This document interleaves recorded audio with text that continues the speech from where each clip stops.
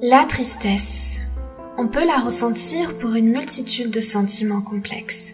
Cela peut être des sentiments amoureux ou bien des sentiments humains tout simplement, des personnes pour qui vous aviez de l'affection, de l'amitié, de la compassion, des êtres qui vous ont touché d'une manière indélébile et qui du jour au lendemain disparaissent de votre vie. La tristesse peut aussi engendrer des regrets, les regrets d'avoir loupé une partie de sa vie, du moins d'en avoir le sentiment, le regret d'avoir laissé filer le temps, le regret d'avoir laissé de côté ces gens, cette famille dont on perçoit aujourd'hui seulement, amèrement, tout le bien qu'elle aurait pu nous procurer. Ces relations gâchées, ce temps piétiné, ces opportunités manquées. La tristesse, c'est finalement ce sentiment de nostalgie qui nous fait voir ce passé révolu ou ce futur incertain sur lesquels on rêverait d'avoir la main, afin d'en changer les tenants et aboutissants. La tristesse, ce sont ces larmes que tu verses, le cœur et la gorge serrés, pensant que ça ira mieux après. Mais finalement, peu importe les raisons de ta tristesse, elles sont toutes dues à la même chose, une focalisation sur ce qui ne va pas. Alors, si tu souhaites ne plus être triste, ne focalise plus ton esprit sur ce qui te rend triste.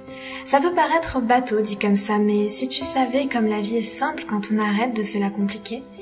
La tristesse, c'est triste, et le bonheur, c'est beau. Si tu veux de la beauté dans ta vie, cesse de l'inonder de tristesse. Tu ne pourras pas revenir dans le passé, à moins d'y aller par le biais de tes pensées et de tes souvenirs. Mais ce chemin est tumultueux et très douloureux. Tu te tortures l'esprit et tu t'empêches d'avancer en faisant cela.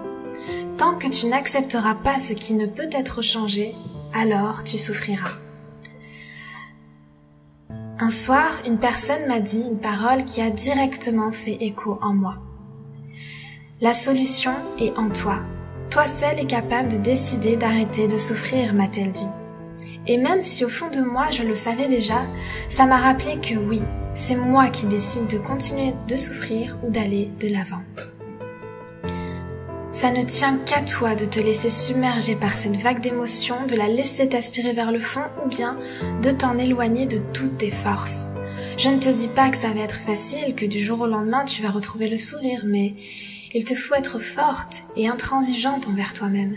Sois pour toi comme une amie. Dès que tu te sens repartir dans le gouffre, alors vite, ressaisis-toi, reprends-toi et réconforte-toi comme tu réconforterais une amie. Petit à petit, tu verras ton chemin s'éclaircir ainsi que tes pensées.